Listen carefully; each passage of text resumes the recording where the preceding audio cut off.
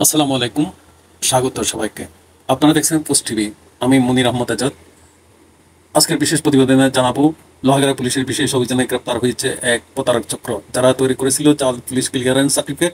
চট্টগ্রাম লোহাগাড়ায় বিশেষ অভিযান পরিচালনা করে জাল ক্লিয়ারেন্স সার্টিফিকেট তৈরির অভিযোগে 3জন প্রতারককে গ্রেপ্তার করেছে লোহাগাড়া থানা পুলিশ। থানা সূত্রে জানা গেছে, দীর্ঘদিন ধরে এই চক্রটি বিভিন্ন চাকরি ও বিদেশগামী সাধারণ মানুষের কাছ থেকে টাকা নিয়ে নকল ক্লিয়ারেন্স সার্টিফিকেট তৈরি করে দিত। গোপন সংবাদের ভিত্তিতে পুলিশের একটি দল অভিযান চালিয়ে তাদেরকে আটক করে। গ্রেপ্তারকৃতদের কাছ থেকে ল্যাপটপ, প্রিন্টার, নকল সিলমোহর ও বিভিন্ন জাল নথিপত্র উদ্ধার করা হয়েছে। লোহাগাড়া থানা officer in charge OC Arifur Rahman জানান, এই প্রতারক চক্রটি দীর্ঘদিন ধরে এলাকায় মানুষের সঙ্গে প্রতারণা করে আসছিল।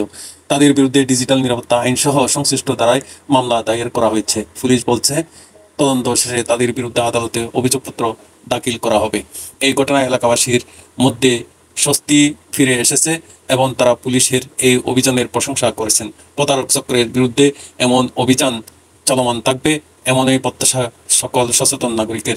আপনারা সতর্ক থাকুন, প্রতারণার ফাঁদে পা দেবেন না, এমন নয় প্রত্যাশা সকল সচেতন নাগরিকের। আপনারা সতর্ক থাকুন, প্রতারণার ফাঁদে পা দেবেন না, এমন আরো খবর পেতে পোস্ট টিভির সঙ্গে থাকুন। চ্যানেলটি সাবস্ক্রাইব, লাইক ও শেয়ার করতে ভুলবেন না। আল্লাহ হাফেজ, দেখা হবে পরবর্তী প্রতিবেদনে।